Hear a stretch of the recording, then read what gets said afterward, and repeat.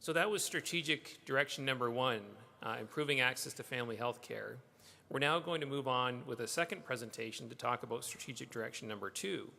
And if you have your card there in your package, strategic direction number 2 is improving coordination in transitions of care for those most dependent on health services. So you've heard a number of speakers this morning, including myself, talk about health links. And this is we're going to bring the group up from the from the Huron-Perth health link to talk about the first health link that was approved within the Southwest LHIN just this past year. So to talk about their experience as an early adopter, we have Mary Atkinson. Mary is the Executive Director of the North Perth Family Health Team and lead for the Huron-Perth Health Link. We have Dr. Rob Annis, and I'm sure Rob is familiar to most of you here in the room. He's our primary care lead for the Southwest LHIN, also a family physician in Listowel with the North Perth Family Health Team. And finally, Kelly Gillis from our office, who's our Senior Director for System Design and Integration. And the three of them, Mary, Rob, and Kelly, are going to talk about the Huron-Perth Health Link.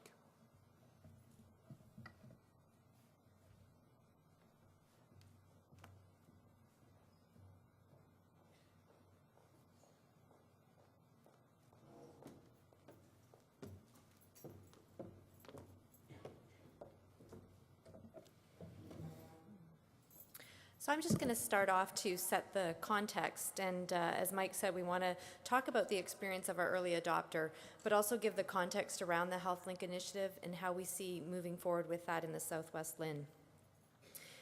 So we're supposed to say we have no commercial interests, and I'm speaking on behalf of all of us, we're free of that. So in terms of the objectives for our presentation today, we want to do that overview of the initiative, talk a bit about the journey in the Southwest LHIN to date, summarize themes that we're hearing from many of you that have been engaged around the HealthLink initiative and what we think that means for moving forward, as well as the learnings from the Huron-Perth Health Link, and then talk about the spread strategy as well within the Southwest.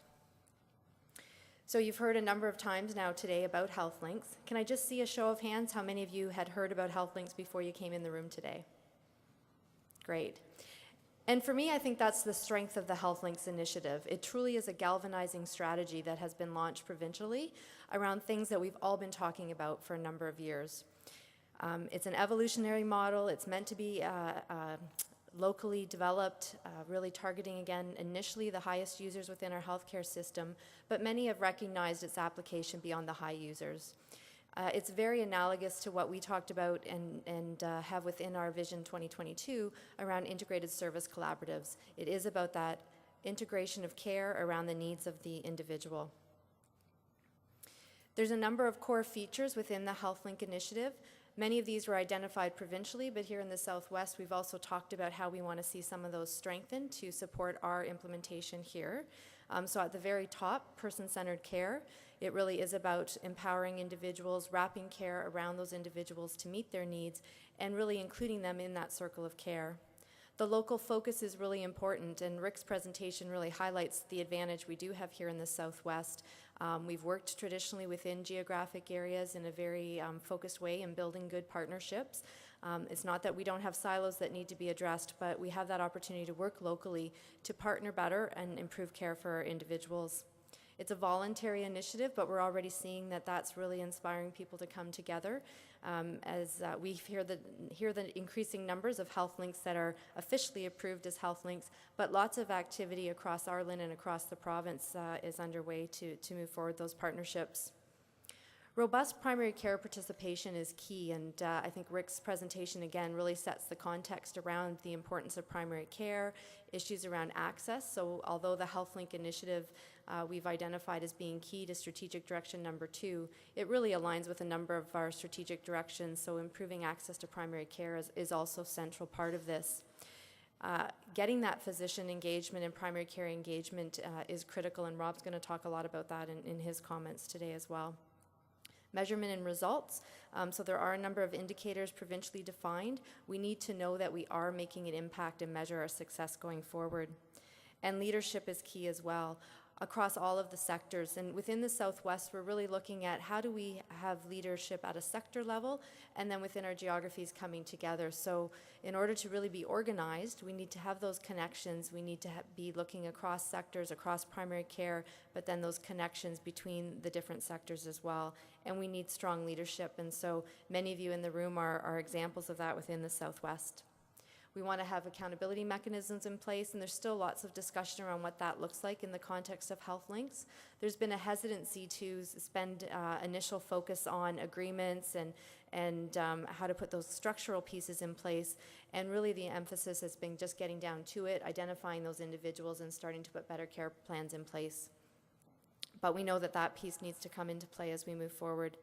And then one of our drivers within our Integrated Health Service Plan, information and communication technology, again, is a key component of this.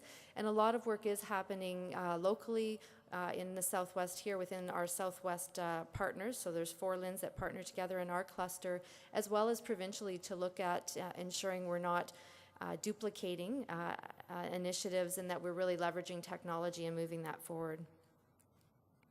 So what do we know about high users within our LHIN? So we do know that the proportion of high users per population is highest in our Bruce and Huron County areas, but the largest number of high users are in our Middlesex area, which includes London, with 48% of the LHIN's population and 45% of the LHIN's high users.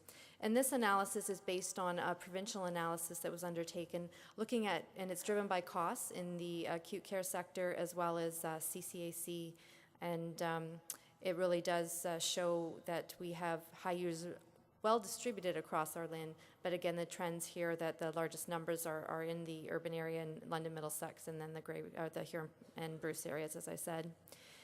In the analysis that was done, and they looked at the top 10%, there were almost 34,000 high users identified in our LHIN.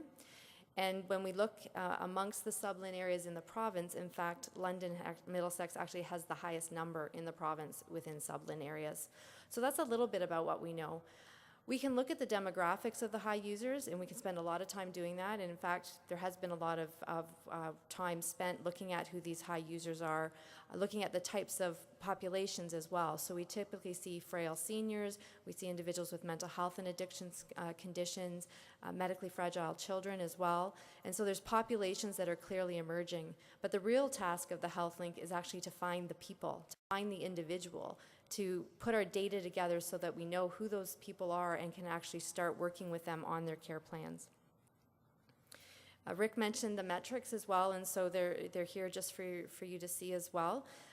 There's a number of process type measures, so ensuring that we have individuals with integrated care plans in place.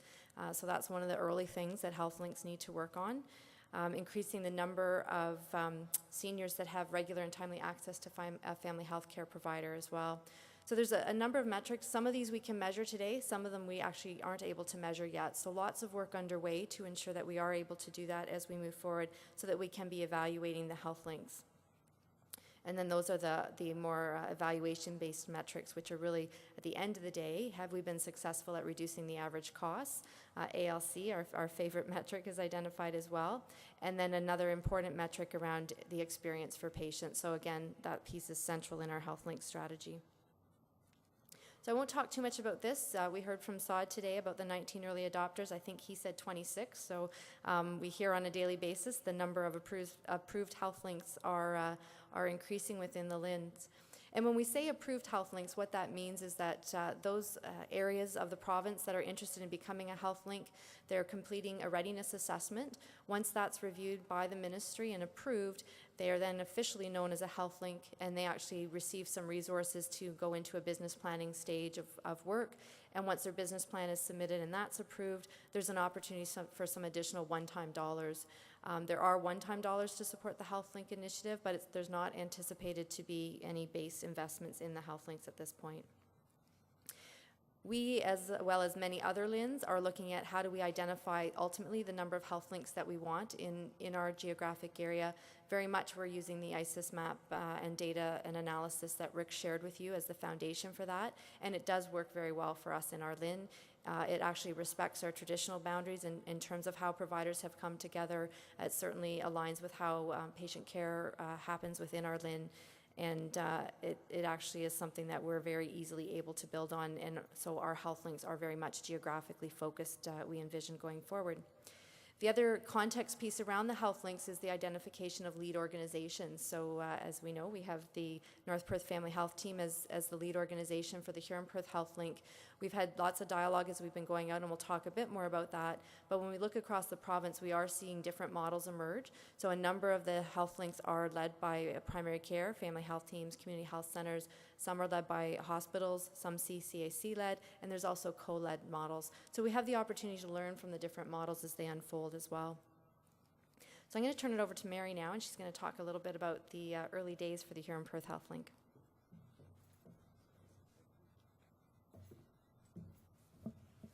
So I want to talk to you briefly about our journey, and also talk a little bit about the quality improvement framework that is really the heart of the Huron-Perth Health Link.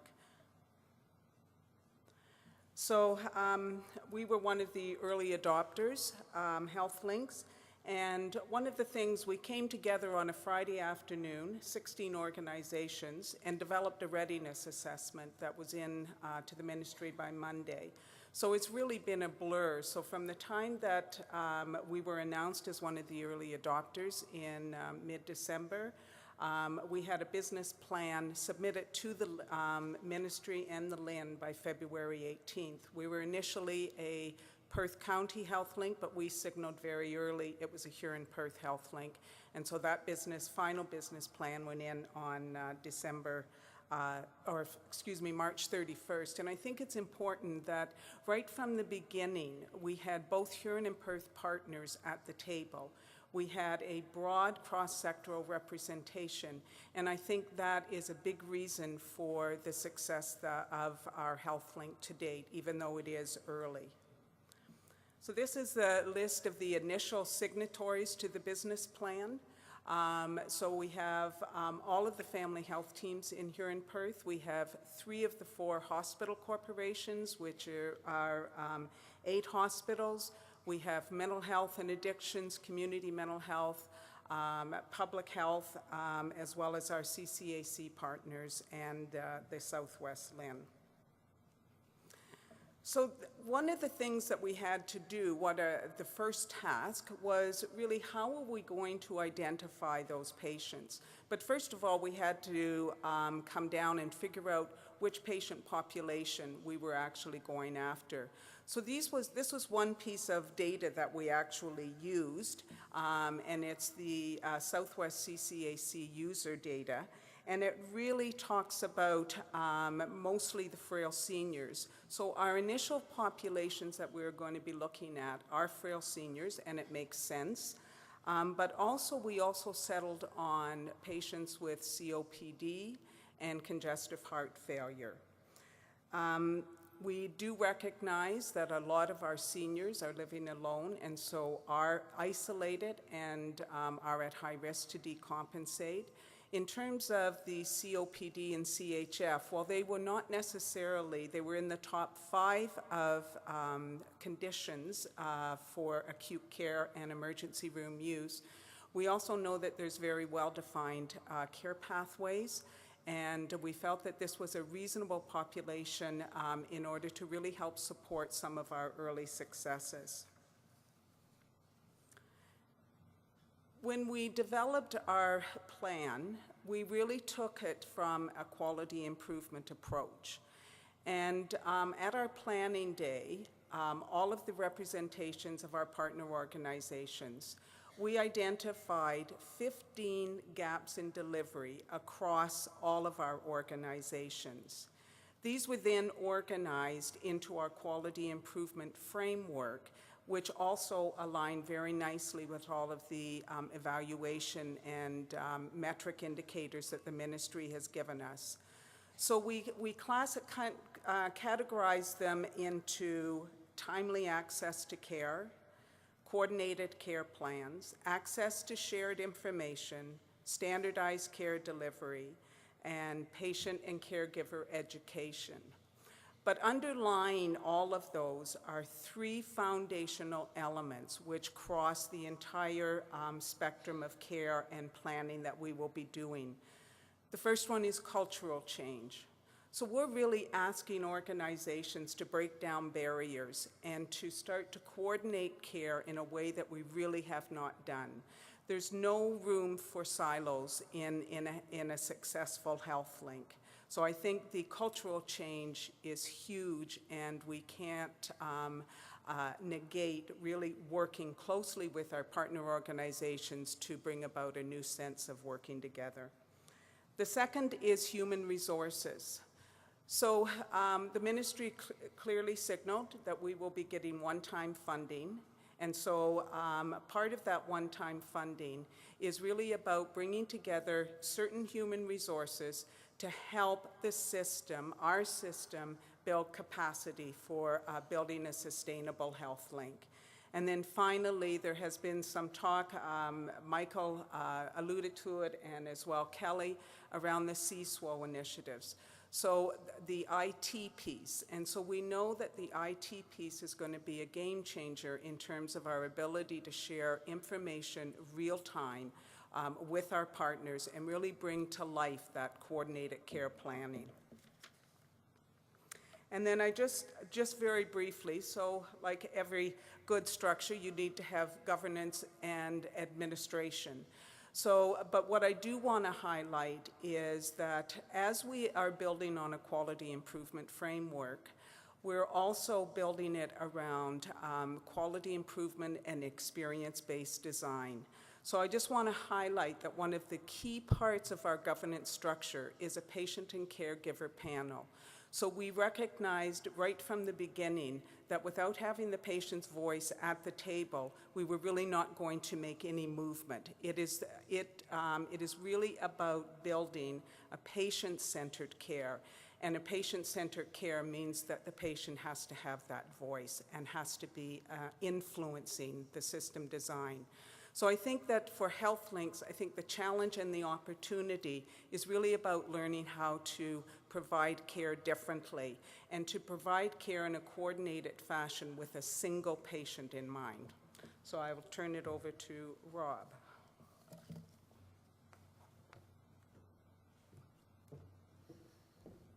Thank you, Mary. I brought the technology up here. I thought I'd try and tweet as I go. Just kidding. My name is Dr. Rob Annis. I'm the primary care lead for the Southwest LHIN. It's a great job to be in right now. So the Southwest LHIN has always been very interested in supporting primary caregivers in getting their opinion at the table.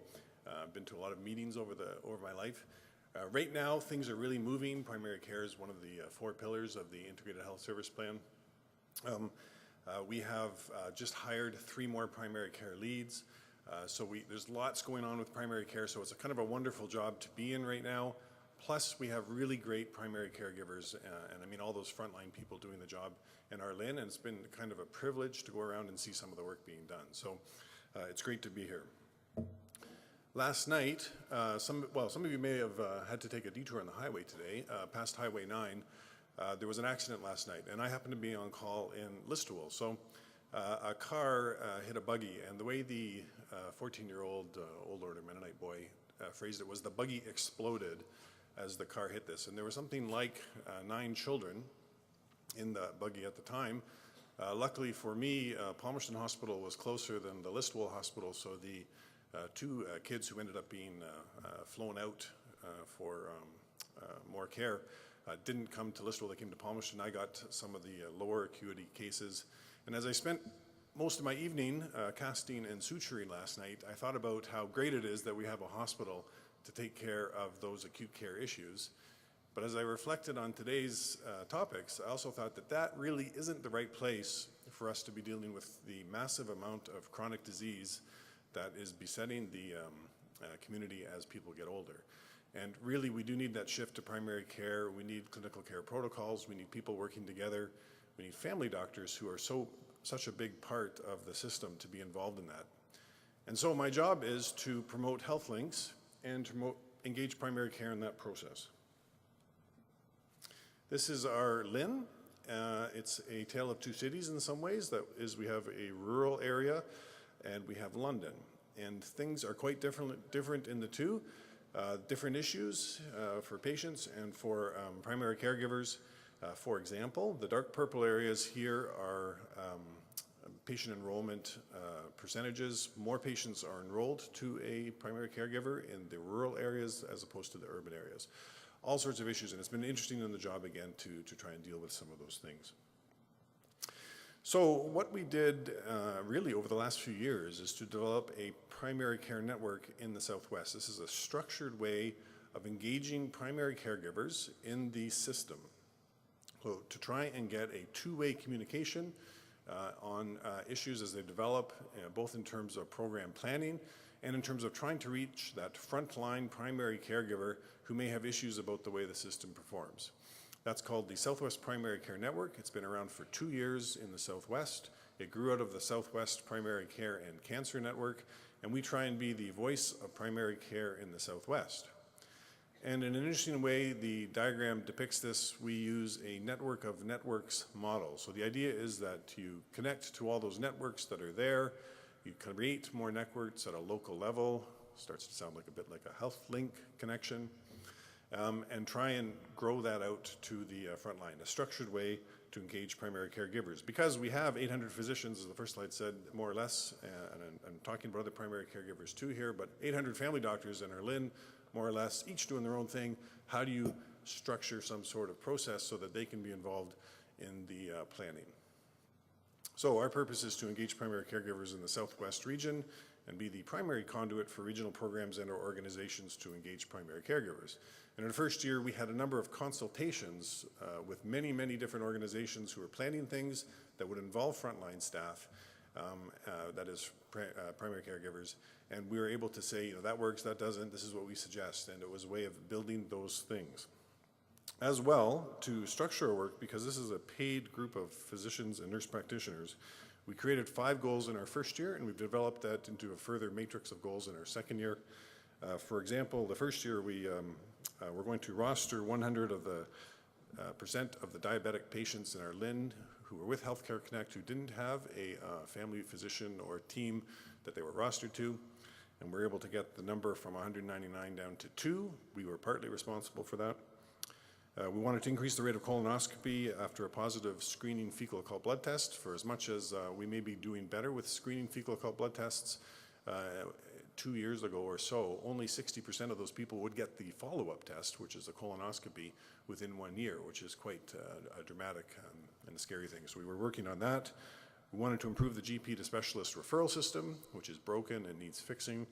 And I could go on about the things that we did as a group there. Encouraging partnering for quality, which is a LHIN CCAC co-sponsored initiative offering coaches in the practice setting to do quality improvement at the practice level. We need armies of these people to do quality, help physicians and the teams do quality improvement at the practice level on an ongoing basis. And then encourage advanced access scheduling, and I'm pleased to report that Health Quality Ontario's Wave 5 of coaching assisted advanced access scheduling training, we had the most practices of any LHIN in the province.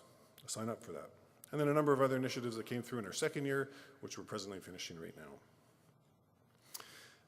Our group, the Primary Care Network, is made up of 8 physicians, 2 nurse practitioners, and 2 co-chairs, and we try to span the breadth of the LHIN, as well as a number of the different practice organizations. And with the development of Health Links, we are now going to align the Southwest Primary Care Network and develop it given the Health Link development. So this particular slide, the dark green vertical circles are the organizations represented at any of the 6 Health Links that our LHIN will have.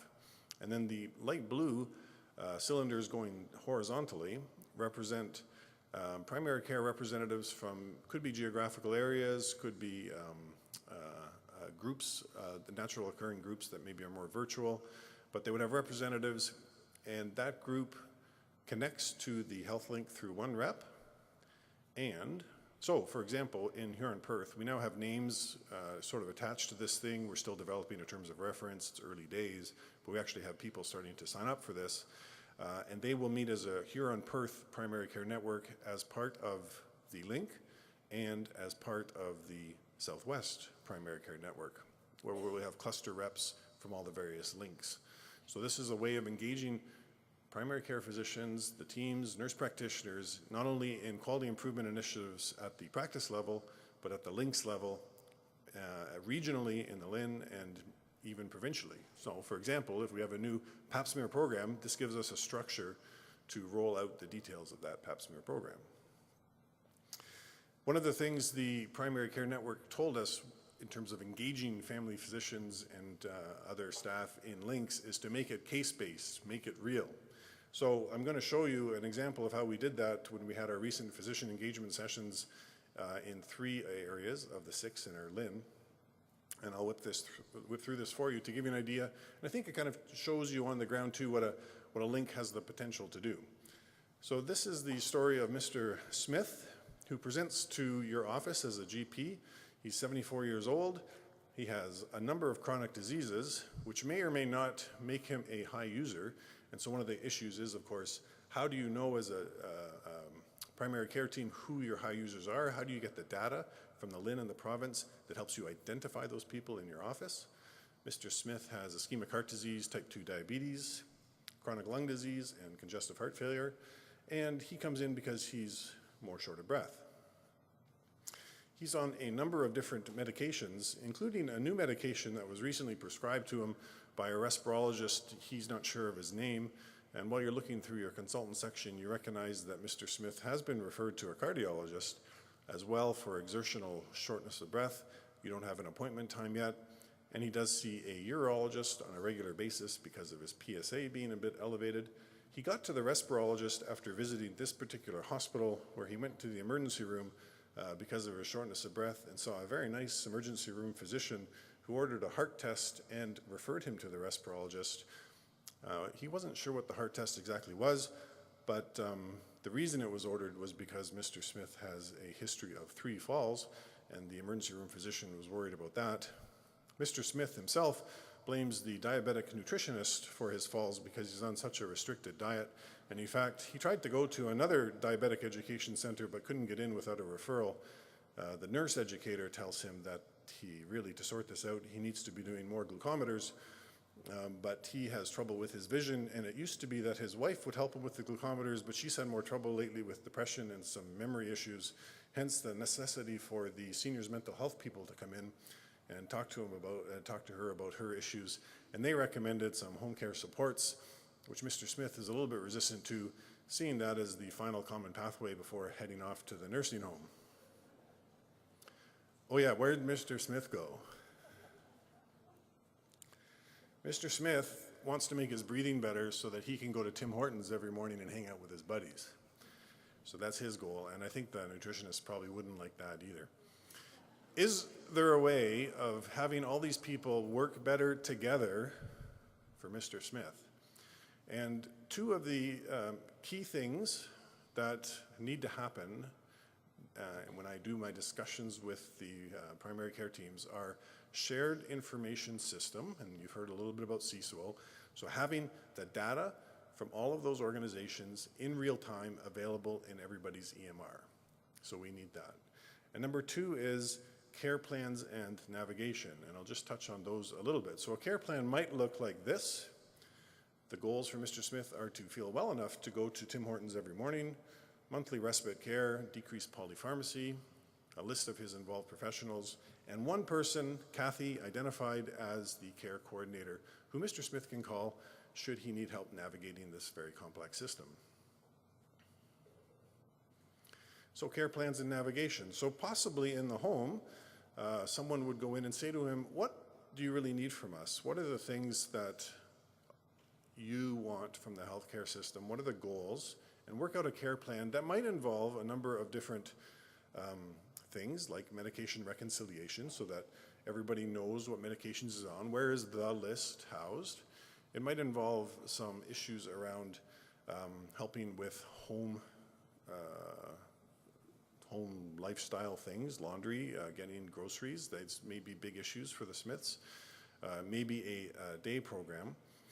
So all of these things could be offered, and then tied together. So the referrals, the tests, the community coordinator, all of that, coordination of all these services, somebody else kind of takes this on and helps Mr. Smith and his family through it. So the 5 things to look for as physicians and nurse practitioners, et cetera, think about links are these: sharing of data from the province to identify, and the LHIN to identify high users, local IT connectivity, integrated care plans, navigation, and ongoing input through the mechanism I mentioned, which are the local primary care networks. I'm going to refer you to the next 4 slides in your book to look at some of the things we learned from these physician engagement sessions. Things like keep it doable, keep it real, keep it on the ground, make a difference in my office, include the patient as a key partner, and we need relationship building and good communication. So we'll just whip through those, and I'm going to hand it back to Kelly.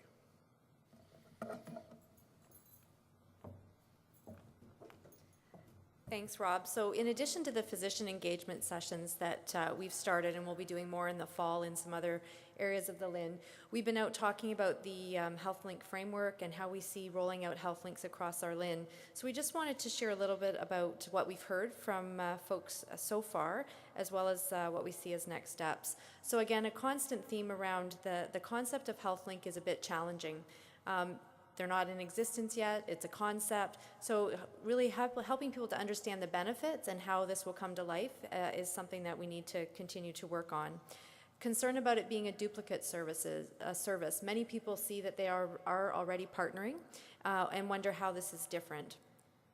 Recognition, though, that if we are going to look at really changing the way in which care is provided, leadership is really key, and capacity for leadership. So the notion of co-led models has been talked a lot and supported in some areas. A recognition of various degrees of readiness. Some of that has to do with how well primary care is engaged, other initiatives that folks are working on, and so are they really ready to move on to this initiative when they're working on other priorities, et cetera. And then greater accountability on the roles within. So I talked a little bit about sector leadership and having individuals come around the table that actually represent a sector because obviously we can't have everybody at every meeting, so we need to have good communication challenges. And so what accountability are we asking people to take on if they're representing a sector or a geography in a HealthLink initiative? There are just a couple of boundary questions for our LHIN, but I think they're small in comparison to what we might see in other areas of the province.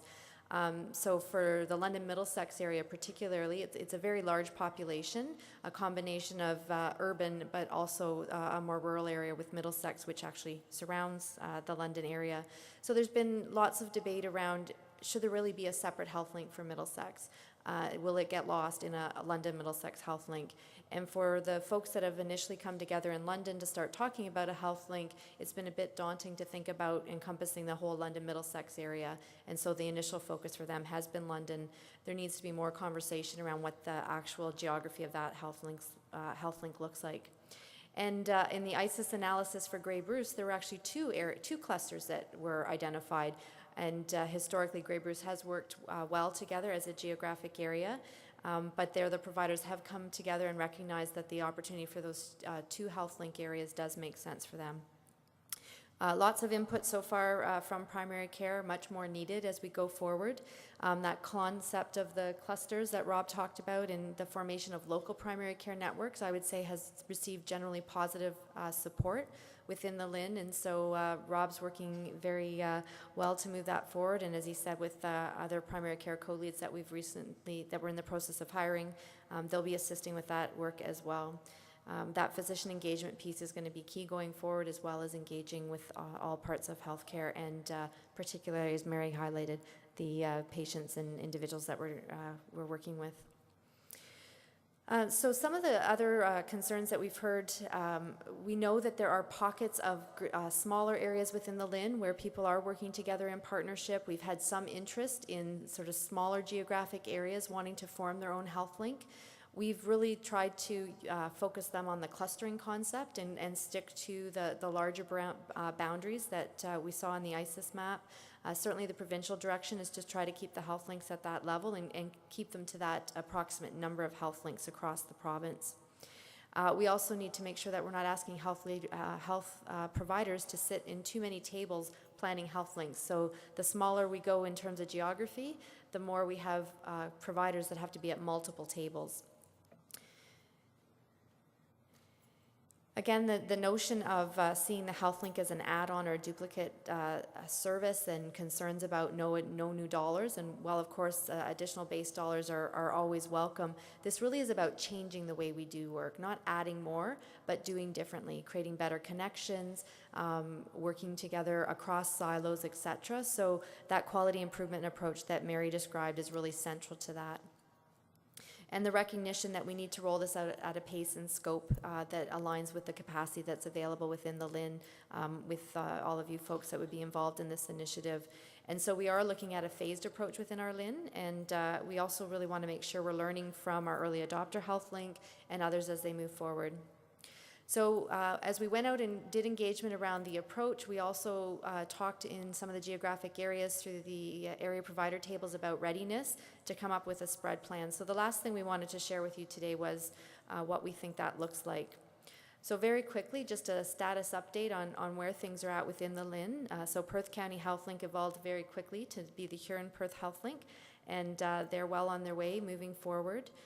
The London HealthLink is envisioned to resubmit its readiness assessment very soon, and will be moving forward. Grey Bruce has been meeting very actively. Providers there have confirmed the interest in 2 HealthLinks, and will be moving very quickly to do their readiness assessments as well. Elgin County also quite interested. There was a recent session of Elgin providers, and there's been some discussions, I would say, in pockets in Oxford County as well. So you may not be able to see this very well from all of your seats, but this is essentially the phasing that we see. And so you can see that the intent is to really move across the LHIN and try to get all of the health links up and going. I would say within the next year, we'd want to see at least every area of our LHIN on the map in terms of, if not already done a business case and starting to move forward, they're at least in that business case stage.